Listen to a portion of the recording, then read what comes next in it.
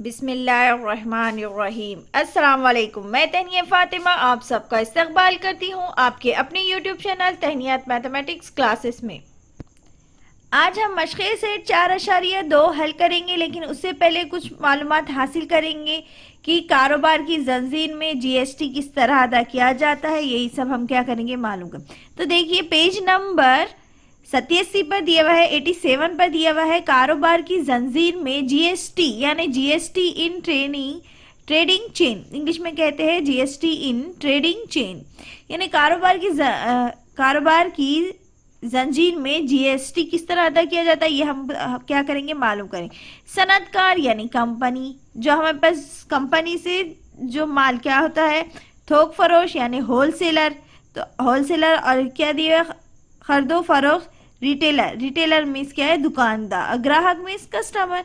तो ये सब जिस तरह से हम ग्राहक मतलब इस तरह से, तो जैसा कंपनी से माल किसे मिलता है, होलसेलर को, होलसेलर से किसे माल मिलता है, रिटेलर से, रिटेलर से किस तरह से मिलता है, ग्राहक को मिलता है।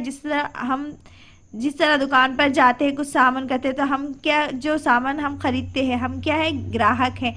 हम किससे खरीदते हैं, दुकानदार, दुकानदार किससे खरीदता है, दुकानदार होलसेलर से खरीदता है, और होलसेलर किससे की खरीदता है, सनतकार से खरीदता है। तो इस तरह से ये क्या होती है जंजीर चली आती है। सबसे पहले सनतकार, सनतकार से होलसेलर खरीदते हैं, होलसेलर से रिटेलर यानी दुकानदार खरीदते हैं, और दुकानदार से हम क्या करते हैं ग्राहक खरीदते हैं।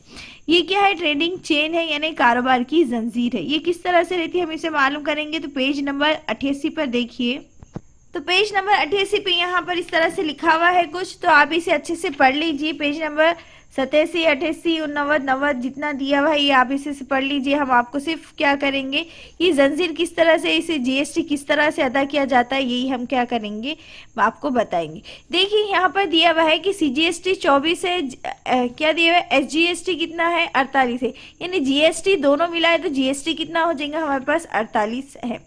सीजीएसटी 24 है, एसजीएसटी भी 24 है, और जीएसटी कितना है 48 है। तो 48 जीएसटी किस तरह अदा किया जा रहा है इसी आपको बताएंगे कि 24-24 किस तरह से होगी।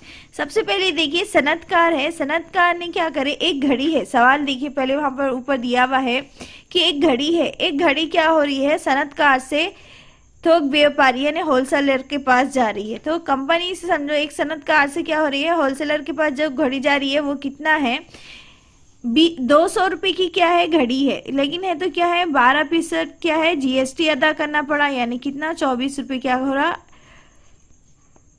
जीएसटी के साथ 200 रुपये की घड़ी, और जीएसटी कितना है 24, यानी 224 रुपये की क्या हो जाएंगी घड़ी किसे मिल जा रही है, होलसेलर को में। वही घड़ी जो 200 रुपये में खरीदा वही उसी का है, तो उसी को जब होलसेल वाला बेचेगा, होलसेलर वाले के साथ दुकानदार उसी को बेचेगा, फरोख्त करेगा, तो उस टाइम पे वो घड़ी थोक व्यापारी कितने में बेच रहा है 300 रुपये में बेच रहा है। जीएसटी कितना ले रहा है 12% ले रहा है, लेकिन वहाँ पर 12% 200 का, यहाँ देखिए फर्स्ट क्या था सनतकार ने थोक व्यापारी को 200 रुपये में घड़ी बेची, लेकिन जीएसटी कितना लिया 12%, मतलब 24 रुपये उसने क्या करा जीएसटी लिया। जब वही 12% ही उन्हें क्या करेगा थोक व्यापारी दुकानदार को जो खरीदो फरोख्त को घड़ी बेचेगा, दुकानदार को जो होलसेलर दुकानदार को जो घड़ी बेच रहा वो कितने में बेच रहा है 300 रुपये में बेच रहा है, लेकिन उस पर जीएसटी कितना ले रहा 12% ही जीएसटी ले रहा, लेकिन वहाँ पर घड़ी कितने की है 300 की है, मतलब उस पर जीएसटी उसे कितना अदा कर रहा 36 रुपये अदा कर रहा। फिर वही घड़ी क्या हो रही है दुकानदार ग्राहक को बेच रहा है, दुकानदार किसे बेच रहा है ग्राहक को बेच रहा है, तो वो 300 वाली घड़ी कितने में बेच रहा है 400 रुपये में बेच रहा है, लेकिन है तो उस पर उन्हें जीएसटी ग्राहक से कितना ले रहा है 12% ले रहा है, मतलब कितना ले रहा है वो 48 रुपये क्या लेंगे ज़्यादा लेंगे। यानी सनत का जब थोक व्यापारी को जब बेचेगा तो 224 रुपये में घड़ी बेचेगा जीएसटी के साथ, वही घड़ी 224 वाली घड़ी 300 रुपये में लेकिन जीएसटी के साथ मिलाए तो कितना हो जाएगा 336 रुपये में होलसेलर क्या हो जाएगा दुकानदार को बेचेगा।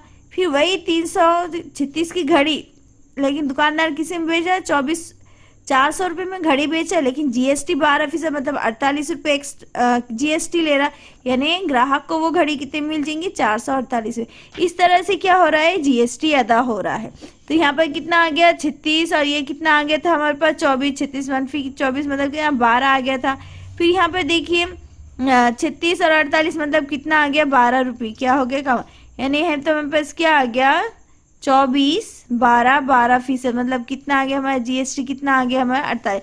इस तरह से सनतकार, होलसेलर, दुकानदार और ग्राहक को इस तरह से जीएसटी अदा करना पड़ता है। ये क्या है, एक सिर्फ जंजीर है, किस तरह से अदा करनी पड़ती है ये आपके समझने के लिए है। जितना हो सके आप इसे 1 से 2 बार पढ़ लीजिए, आपको ये पूरा समझ में आ जाएगा। और याद रखिए B2C मतलब बिजनेस टू कस्टमर होता है, यानी खरीदो फरोख्त का टैक्स एडवांस। B2B मतलब बिजनेस टू बिजनेस यानी थोक व्यापारी का टैक्स इनवांस, और B2B सनतकार टैक्स एडवांस। इस तरह से यहाँ पर दिया हुआ है। तो देखिए बिजनेस टू बिजनेस क्या होता है, सनतकार टैक्स इनवांस भी होता है, थोक व्यापारी टैक्स इनवांस भी होता है। लेकिन B2C का मतलब होता है बिजनेस टू कस्टमर, यानी खरीदो फरोख्त का टैक्स इनवांस। तो याद रखिए B2B मतलब बिजनेस टू बिजनेस, और B2C मतलब बिजनेस टू कस्टमर। ये क्या है फुल फॉर्म है। फिर उसके बाद पेज नंबर 49 पर दिया हुआ है, खरीदो फरोख्त अदा करदा टैक्स का मुनाहा करना, यानी इनपुट क्रेडिट दिया हुआ है। तो देखिए यहाँ पर इनपुट क्रेडिट ITC, तो हम ITC किसे कहते हैं, यानी इनपुट डिवाइस किसे, इनपुट टैक्स, इनपुट ITC मतलब इनपुट टैक्स। तो देखिए इनपुट टैक्स अदा करने का इस तरह से हमारे पास फॉर्मूला है, जीएसटी अदा करने वाला, आउटपुट टैक्स और इनपुट टैक्स। तो इनपुट टैक्स किसे कहते हैं, इनपुट टैक्स हम कहेंगे खरीद पर अदा किया गया टैक्स को हम क्या कहेंगे, इनपुट टैक्स कहेंगे। और जब हम फरोख्त करते हैं तो फरोख्त को हम क्या कहेंगे, आउटपुट टैक्स। जब हम कुछ चीज़ क्या कर रहे हैं, फरोख्त कर रहे हैं, तो हम क्या लिखेंगे, आउटपुट टैक्स। और कुछ चीज़ हम क्या कर रहे हैं, खरीद रहे हैं, तो क्या करेंगे, इनपुट टैक्स। तो पेज नंबर 90 पर इस तरह से मिसालें दी हुई है, जितना हो सके आप इस मिसालों को अच्छे से हल कर लीजिए। तो चलिए डायरेक्ट हम मशक़ी सेट 4.2 स्टार्ट करते हैं। तो मशक़ी सेट 4.2 का सवाल नंबर 1 है, चेतना स्टोर ने 1 जनवरी 2017 से 31 जुलाई 2017 तक की हुई खरीद पर कितना, 1,05,100 रुपये जीएसटी दिया, और फरोख्त पर 1,22,500 रुपये जीएसटी जमा किया। तो इस दौरान चेतना स्टोर के जरिए अदा किया जाने वाला जीएसटी मालूम कीजिए। तो सवाल नंबर 1 जरा गौर से पढ़ लिए। दिया हुआ है कि चेतना स्टोर ने 1 जुलाई 2017 से 31 जुलाई 2017 तक की हुई खरीदी पर 1,05,000 रुपये जीएसटी दिया, और फरोख्त पर 1,22,500 रुपये जीएसटी जमा किया। तो इस दौरान चेतना स्टोर के जरिए अदा किया जाने वाला जीएसटी मालूम कीजिए। हमें चेतना स्टोर ने 1 जुलाई 2017 से 31 जुलाई तक जो खरीदा और जो फरोख्त किया उस पर जीएसटी कितना अदा किया, ये हमें क्या करना है, मालूम करना है। तो चलिए जीएसटी हम क्या करते हैं, मालूम करते हैं। मशक़ी सेट 4.2 का सवाल नंबर 1 था, चेतना स्टोर ने 1 जुलाई 2017 से 13 जुलाई 2017 तक की हुई खरीदी पर, यानी 1 महीने के बीच में 1 जुलाई से तो 31 जुलाई की खरीद पर खरीदा मतलब इनपुट, यानी क्या 1,05,000 रुपये का जीएसटी और दिया, और फरोख्त पर यानी आउटपुट पर यानी 1,22,500 रुपये जीएसटी जमा किया। तो इस दौरान चेतना स्टोर के जरिए अदा किया जाने वाला जीएसटी मालूम करना है। तो सबसे पहले हम लिखेंगे कि चेतना स्टोर के जरिए अदा किया जाने वाला जीएसटी, यानी चेतना स्टोर को गवर्नमेंट को अदा किया जाने वाला जीएसटी कितना है।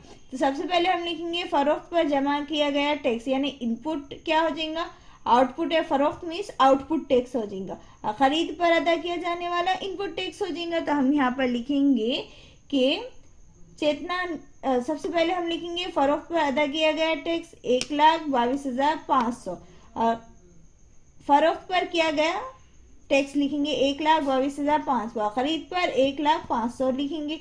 इसके जरिए हम क्या करेंगे, जीएसटी मालूम करेंगे। तो चलिए लिखते हैं। तो सबसे पहले हम लिखेंगे कि चेतना स्टोर के जरिए अदा किया जाने वाला जीएसटी हमें सवाल में दिए हुआ है खरीद पर और फरोख्त पर। तो सबसे पहले हम यहाँ लिखेंगे खरीद या फरोख्त। तो हम यहाँ लिख रहे हैं फरोख्त पर, क्या हो जाएगा, फरोख्त पर जमा किया गया टैक्स। फरोख्त पर जमा किया गया टैक्स। तो फरोख्त पर जमा किया टैक्स को हम क्या कहते हैं, आउटपुट टैक्स। क्या कहते हैं, आउटपुट टैक्स। अब इसे उर्दू में इंग्लिश में जिसमें लिखना चाहे लिख सकते हैं, आउटपुट टैक्स। तो आउटपुट टैक्स हमारे पास कितना दिया हुआ है, फरोख्त पर जमा किया गया टैक्स, यानी फरोख्त पर जब भी होंगे तो हम लिखेंगे आउटपुट टैक्स। तो आउटपुट टैक्स हमारे पास कितना दिए हुआ है, 1,22,500। अभी हम क्या लिखेंगे, खरीद पर। तो हम लिखेंगे क्या दिए हुआ है हमारे पास, देखिए खरीदारी पर, खरीदारी पर अदा किया गया टैक्स। खरीदारी पर अदा किया गया टैक्स को हम क्या कहते हैं, इनपुट टैक्स। Input tax. तो खरीद पर कितना दिए हुआ है, 1,05,000।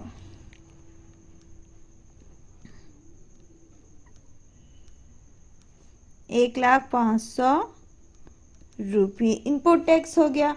लेकिन ये हमारे पास देखिए, यानी इनपुट टैक्स यानी क्रेडिट, आईटीसी। आईटीसी का फुल फॉर्म आपने पढ़ा होगा कि आईटीसी का फुल फॉर्म है इनपुट टैक्स क्रेडिट।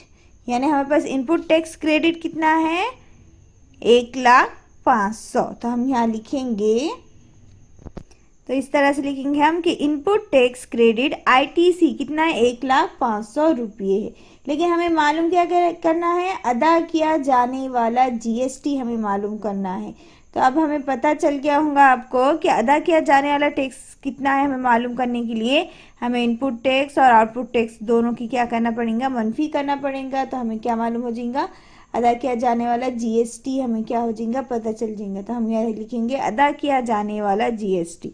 सबसे पहले हम यहाँ लिखेंगे अदा किया जाने वाला जीएसटी मसावी है, क्या लिखेंगे, फरोख्त पर किया गया टैक्स। तो फरोख्त पर किया गया टैक्स को हम क्या कहते हैं, आउटपुट टैक्स। तो यही हम यहाँ पर लिखेंगे, फरोख्त पर जमा किया गया टैक्स मनफी खरीद पर किया गया टैक्स। क्या लिखेंगे, खरीद पर या खरीदारी पर अदा किया गया टैक्स। फरोख्त पर अदा किया गया टैक्स कितना है, 1,22,500 मनफी खरीदारी पर अदा किया गया टैक्स कितना है, 1,05,000। जब हम इसका मनफी करेंगे तो हमें कितना मिल जाएगा, 22,000 मिल जाएगा। कितना मिल जाएगा, 22,000। आपको जमा मनफी बहुत अच्छे से करना आता है, इसलिए इतना पूरा डिटेल में एक एक पॉइंट नहीं बता रहे हैं। 1,22,500 में से 1,05,000 गए तो कितने बचते हैं, 22,000 बचते। यानी चेतना स्टोर को 22,000 जीएसटी क्या करना पड़ा, अदा करना पड़ा। तो हम यहाँ लिखेंगे जॉब में कि चेतना स्टोर को 22,000 रुपये जीएसटी अदा करना होगा।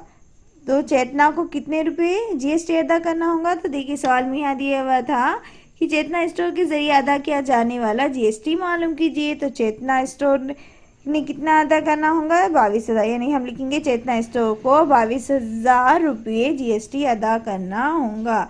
इस तरह से हमने सवाल नंबर 1 पूरा हल कर दिए। अब चलिए हम सवाल नंबर 2 क्या करते हैं, हल करते हैं। उम्मीद है सवाल नंबर 1 आपको अच्छे समझ में आया होगा। वीडियो अच्छा लगे तो कमेंट करके ज़रूर बताइएगा और वीडियो को लाइक कीजिएगा। चलिए सवाल नंबर 2 हल करते हैं। तो देखिए सवाल नंबर मशक़ी सेट 4.2 का सवाल नंबर 2 क्या है? नजमा जीएसटी कानून के मुताबिक रजिस्टर्ड दुकानदार मालकिन है। नजमा क्या है? जीएसटी कानून के मुताबिक रजिस्टर्ड दुकानदार मालकिन है। इसने खरीदारी के वक्त कुल जीएसटी 12,500 रुपये अदा किया। नजमा ने खरीदी के वक्त कुल जीएसटी 12,500 रुपये अदा किया। फरोख्त पर कुल जीएसटी 14,750 रुपये जमा किया। तो बताइए इसे कितने रुपये इनपुट टैक्स यानी इनपुट टैक्स दिए हुआ है, क्रेडिट यानी आईटीसी मिलेंगी और इसका अदा किया जाने वाला जीएसटी मालूम कीजिए। हमें मालूम करना है। सबसे पहले सवाल को आप अच्छे से पढ़ लीजिए। सवाल में दिया कि नजमा जीएसटी कानून के मुताबिक एक दुकानदार की क्या है? मालकिन है, जिसने खरीदते वक्त मतलब इनपुट क्रेडिट मतलब कुछ सामान खरीदते वक्त उसने 12,500 रुपये अदा किया। फरोख्त पर कुल जीएसटी कितना है? 14,750 रुपये उसने क्या किया? रुपये जमा किया। तो बताइए इसे कितने रुपये इनपुट टैक्स यानी ITC credit, input tax credit मतलब आईटीसी मिलेंगी और इसका अदा किया जाने वाला जीएसटी मालूम कीजिए। हमें क्या मालूम करना है? सबसे पहले इनपुट टैक्स क्रेडिट मिलेंगी और इसका अदा किया जाने वाला जीएसटी भी हमें क्या करना है? मालूम करना है। तो सबसे पहले हम क्या लिखेंगे? हल लिखेंगे और सवाल में जो दिया हुआ है वही लिखेंगे। तो सवाल में देखिए खरीदी के वक्त कितना 12,500 रुपये यानी क्या दिया हुआ है? इनपुट टैक्स दिया हुआ है यानी अदा किया गया था उस टाइम पे। और जब उसने उसूल किया था मतलब फरोख्त किया था मतलब उसने उसूल किया था मतलब जो फरोख्त किया, जो सामान बेचा वो उसूल किया, वो पैसे उसने फरोख्त करते वक्त उसने कितना किया? 14,750। तभी क्या करेंगे? हम इसे हल करेंगे। सबसे पहले हम यहाँ लिखेंगे हल और सबसे पहले हम क्या करेंगे? उसूल करदा टैक्स। तो उसूल करदा टैक्स मतलब फरोख्त करते वक्त का टाइम। तो हम यहाँ वक्त के पैसे लिखेंगे। तो यहाँ लिखेंगे उसूल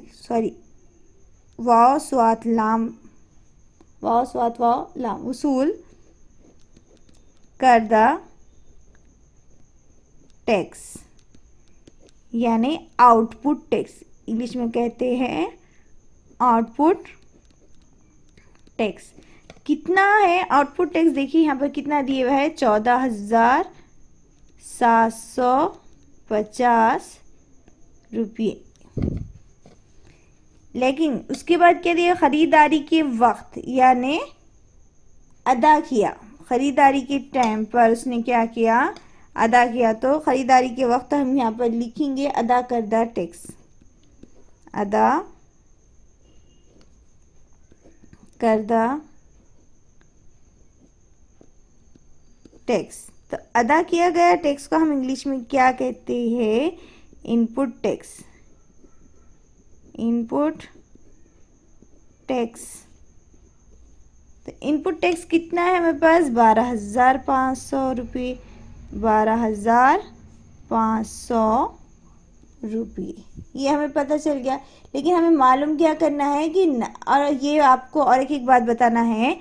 देखिए यहाँ पर क्या दिया हुआ है? Input tax credit. तो हम यहाँ लिखते हैं नजमा का इनपुट टैक्स क्रेडिट कितना है यानी आईटीसी कितना है। तो जो हमारा इनपुट टैक्स रहेगा वही क्या रहेगा? हमारा आईटीसी रहेगा। तो हम यहाँ लिखेंगे कि नजमा का टैक्स क्रेडिट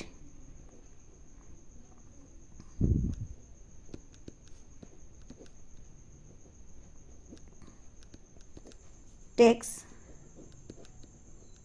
क्रेडिट यानी टैक्स क्रेडिट है आईटीसी कितना हो जाएगा, सेम हो जाएगा। तो ITC हमारे पास कितना है, 12,500 रुपये। ये हमारा क्या हो जाएगा, इनपुट टैक्स का। अब नजमा के जरिए अदा किया जाने वाला GST, तो हम यहाँ लिखेंगे नजमा के जरिए अदा किया जाने वाला GST। तो कितना GST अदा किया ये हमें मालूम करना है। तो क्या लिखेंगे, वसूल करदा टैक्स, यानी सबसे पहले हम लिखेंगे आउटपुट मनफी इनपुट। तो यानी हम लिखेंगे यहाँ पर वसूल करदा टैक्स, वसूल करदा टैक्स मनफी अदा करदा टैक्स। अब यहाँ लिख सकते हैं आउटपुट टैक्स मनफी इनपुट टैक्स।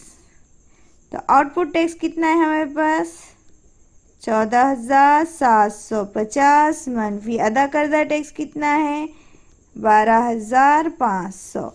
तो 14,000 में से 12,500 गए तो कितने बचे, 14 में से 12 गए तो हमारे पास कितने बच गया, 2,250।